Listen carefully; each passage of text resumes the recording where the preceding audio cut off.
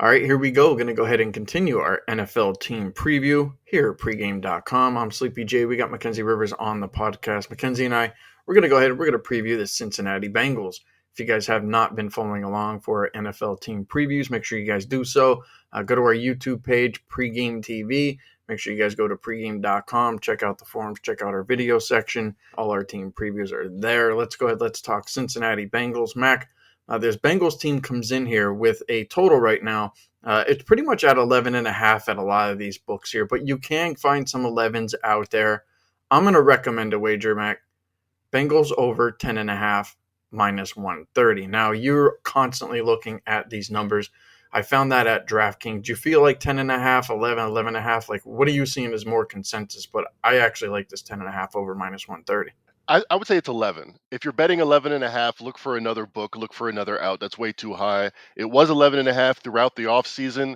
However, with the Burrow injury, with reevaluation of the Ravens, the Browns, the other people in their division, it's really ticked down to 11.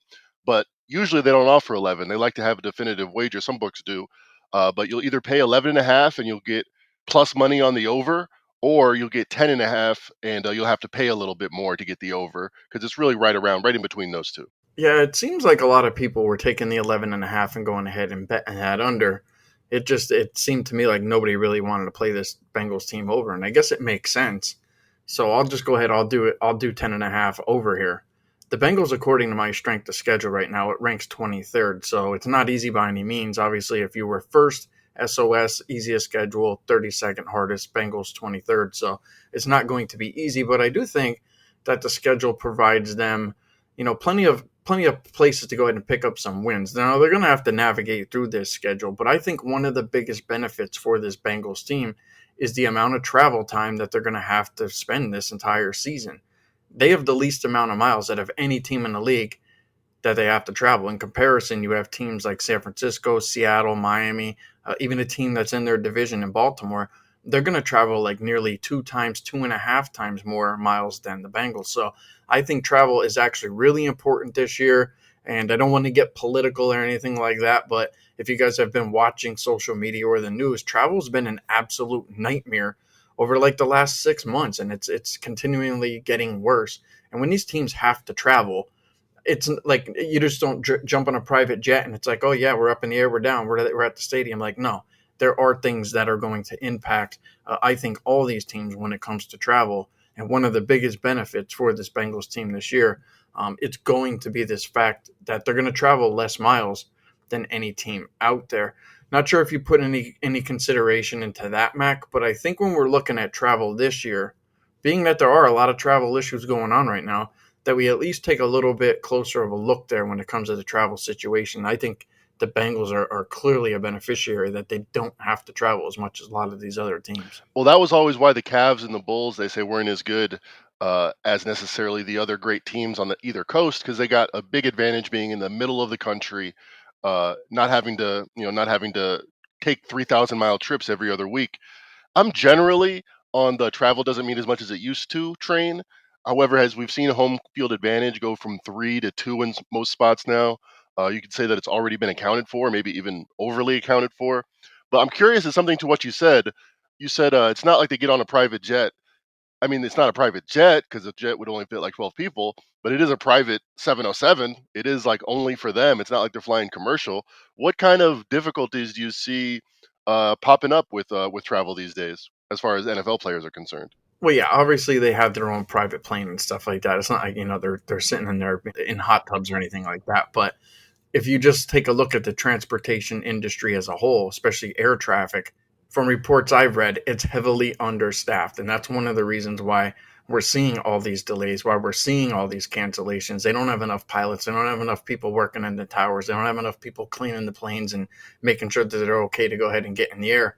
So one way or another, I think that there's some type of a travel issue with all these teams, no matter how you slice it, just because the industry is dealing with their own set of circumstances that are just, it's widely known that travel is just, it's not like getting in your car and driving up the street to the local store, even though that's a pain in the ass sometimes. No, remember a couple years ago when you could get on a plane and there was like 8 empty seats because of COVID, and it was like a completely different experience. People are saying it's so easy to travel. Well, I've took a plane recently, last month or so, and it is not like that at all. Actually, all three planes I ended up taking were packed, not one seat. People had to check their bags because it wasn't properly accounted for how many people were going to be on the plane. And 2 out of 3 flights I took had a long delay, where they didn't necessarily have everything, all their ducks in a row. So maybe there is some truth to what you're saying. They're definitely penny pinching in the airline industry right now, and that affects traffic controllers. That affects even private 707s, as we're talking about. Yeah, I'm just saying it's something that I think we should go ahead and take into consideration. So, if there's going to be like a low end to this and a high end to this, the Bengals are going to be probably the beneficiary of any type of travel issues. And a team like San Francisco, I think they travel more miles than anybody. Actually, might be Seattle. Right. Like you would look at them and say, well, you have to look at them in a negative light. If travel is an actual issue, and like I said, if you're watching social media, watching the news, travel's an issue right now, especially air travel. So that's one thing that I factored in. When I look at this team overall there, Mac, I think you have to take a look at a team like the Chiefs, maybe a team like the Bills, when you're looking at their schedule, and actually tell yourself, like, this Bengals team could go out there and they could beat any team in the league. Now, they're going to have games against the Bills. They'll have games against the Chiefs, the 49ers, the Ravens, good football teams. But it's not like they haven't beat those particular teams before. The Bengals, they've beaten some of the best teams, not only at home, but they've beaten them on the road. And when I go through, all the teams and I go through all their schedules, the one thing that I do is I go out there and I circle all the wins and I circle all the losses. Well, I think for the best teams, like we'll just take the Chiefs, Bills, and the Bengals, it's very hard for you to go ahead and say they're going to lose this game. It's just purely a guess. So you can go out there and you can find maybe some bad spots, but with the Bengals, you can only really circle wins. Now, they have a handful of games that'll probably 50-50, but even if they just split the 50-50 games that are on their schedule and they go out there and they win the games that they should, I've added up 10, 11, 12 wins really without issue. So when I look at this Bengals team, I know they're good. I know it's basically, they're like the Chiefs, they're like the Bills. It's really hard for me to go out there and just circle losses. And when I don't do that, I'm looking to either pass or go ahead and play a team over. And I like the 10.5 over minus 130 on DraftKings. So that's kind of where I'm sitting right now. I just can't find enough losses. There's a lot of tough games, a lot of 50-50 games, but there are certainly games that this team could go out there and win. And it's just hard for me to go ahead and fade a team that's, I mean, this team's geared to win the Super Bowl this year, Mac. I think you would agree. I mean, that they're that good. They have the talent to do it. They've been there. They've knocked on the door last year. So I understand that there's a lot of people that are against the Bengals this year as far as their team total is concerned, maybe a little bit worried about Burrow, but I'm not. I'm going to buy when everybody's looking to fade, and I think I'll actually be quite profitable with that. Well, you're on to a couple good tracks here, in my opinion. Number one is your shopping, where I think the reason why pros like win total so much as compared to Super Bowl odds or some other future wagers that you can get involved in, division odds. One thing is because there's a yes and a no. There's an over and under, so you can't really hide any vig there. You're going to see exactly how much you're paying. And number two is there's very wide divergence from book to book in what you can get down at. So if you're getting 11 and a half over plus 120, I'm not that I'm not that excited about that. But if you're getting over 10 and a half minus 130, that's much better to me. That's much more palatable to me. We think that every 50 cents is a half win. So laying minus 150 would be the same thing as even money if you're getting 11 and a half versus 11. You're only having to pay minus 130 here. So in my opinion, you're getting 20 cents better than the market. If the market's 11, you're betting it at 10.8 over. I like that. Now, getting into not the technical side, but the fundamental side, I think this Bengals team is underrated. You talked about the playoff run they had last year. They were 5.5 point dogs at Buffalo. They made that line look like a joke from the very first possession. People say, "Oh, it was the Buffalo's defense. They couldn't get off the bill. They couldn't get off the field on third down. If it wasn't for that, Leslie Frazier's gone. If they didn't do, they scored 10 points. The mighty Buffalo offense with Josh Allen scored 10 points against this Bengals defense with mighty Lou Anarumo as their defensive coordinator, who year after year in the playoffs seems to have a wrinkle that other people aren't prepared for. And then they go to Kansas City with serious offensive line. I know Patrick Mahomes was hurt, but they had their own injuries too. They had serious offensive line issues. They still lose by 3 on a last second field goal. They easily could have won that game. They could be the best team in the league, and they're not getting the credit for it. If I look at my or our developed in work in progress pregame EPA minus luck time success rate projection. We don't know if we have a great name for it yet, but those are the different factors that we're thinking about. The Bengals were the number one team. They were 6.9 points better than an average team. To put some other power ratings out there, DVOA had them at fourth. Neflo or NFL Elo, a trusted analytics website, had them third. And all of these numbers are a lot better than if you're just looking at points per game.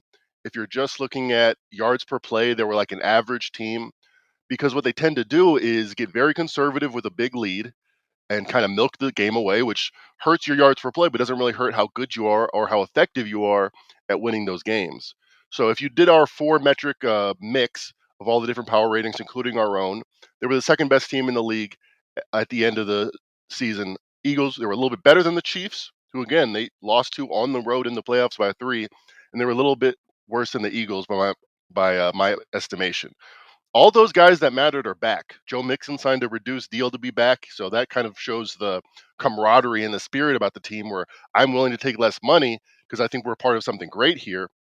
But all of that good feeling, I think we have to pause and question, okay, so why haven't they signed Joe Burrow yet? Josh Allen, 6 months before the season, signed the biggest contract in history.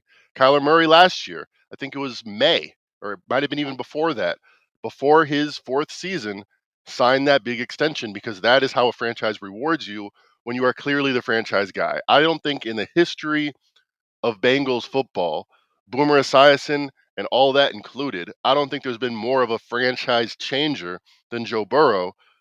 He's back at practice. I know he had that injury. People said this was going to happen days after Justin Herbert was signed, but now it's been months, and now we're about less than 6 days away from the kickoff of actual football. So that does perk my ears up a little bit. He doesn't seem like the guy that would talk about it. In fact, I'm pretty sure he wouldn't. But is that in the back of his mind? Is there a little bit of unrest in this Bengals team when the biggest contract that the team's going to hand out in the history of the franchise hasn't been done yet, hasn't been official yet? What do you think about that? Let me ask you this question. If Joe Burrow wins the Super Bowl this year, is he easily the highest paid quarterback in the league?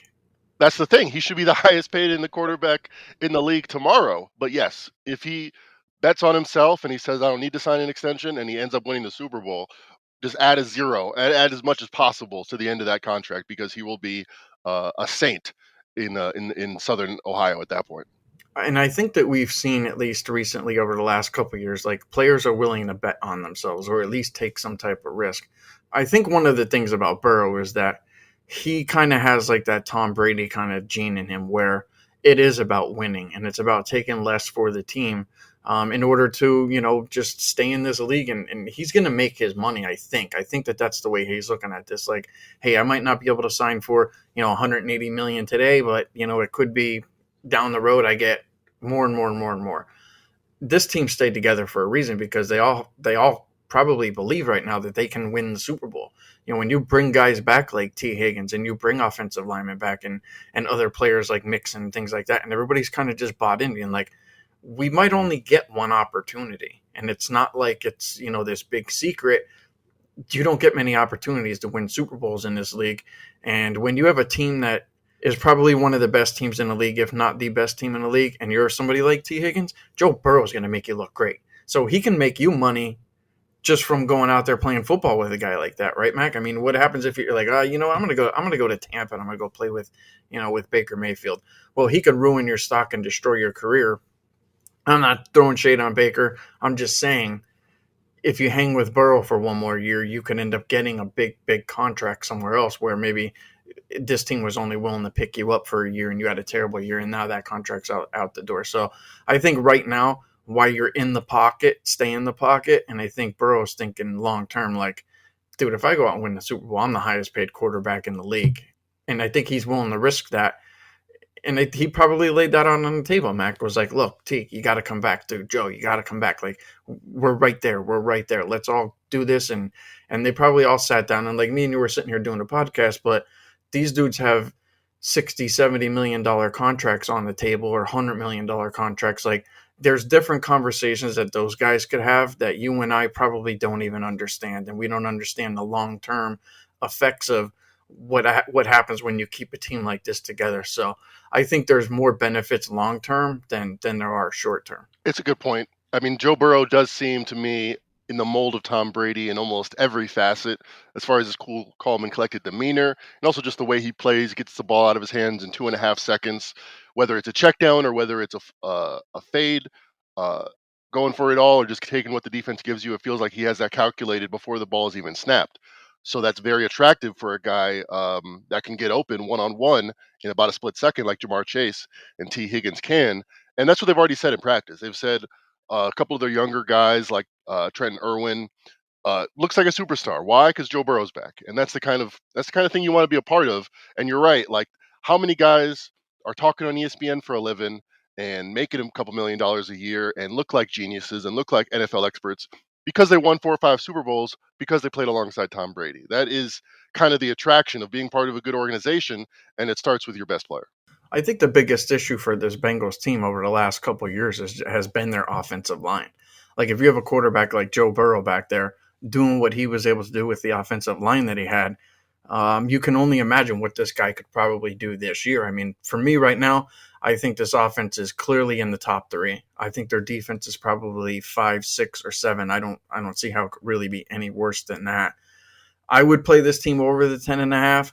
And typically I'm not looking to go ahead and play, teams with real high totals over, and I'm not looking to play, teams with really low totals. I'm not looking to really play them under. But, I feel like since we've been doing these podcasts like over the last week, Mac, I've kind of gone against some of the typical bets that I would make. So I'm looking at, Cardinals under because I think that team's absolutely terrible. Well, full disclosure, as far as the Bengals over is concerned, we did have the Dream Preview AFC edition where AJ and Scott were on one team, Fez and I were on another team, and we had to independently, with no knowledge of each other's picks, pick an over and under in each division. And I didn't really like an under in the AFC North, to be honest. And I was convinced by the great Steve Fezzik, 2-time winner of the Westgate Super Contest, to pick the Bengals under. However, when it came to me, we were doing the Reddit pet tat.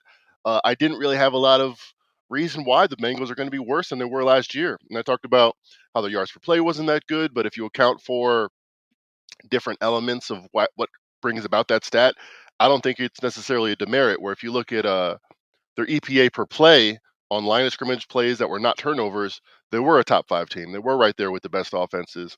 And one stat, and I know I'm talking myself in circles because I already said on one podcast I like the under, and here I am agreeing with all your points on the over. That said, that's why we shop around. If it was 11.2 and I can get the under, maybe I like it a little bit. At 10.8, where you can get that at DraftKings over minus 130, or 10.7, I think that actually equates to, yeah, 20 cents more than minus 110. So 10.5 comes 10.7. I really don't mind the over. And one stat that I think underlies why these advanced metrics like the Bengals so much more than traditional stats do is because of their defense not necessarily getting the turnovers that they were supposed to get. So if you look at turnover worthy plays and fumbles and how much they were supposed to recover and how much they were supposed to intercept their opponent, they left 70 points on the table over the course of the season, which is their offenses, according to their turnover worthy plays and how much they fumbled, should have given up 70 more points of value. That's almost 4 points a game, a little bit more than 4 points a game. That I think their defense is probably underrated. I do believe in these metrics and how we compute them, and they were the unluckiest team on defense as far as dropped interceptions and not grabbing fumbles.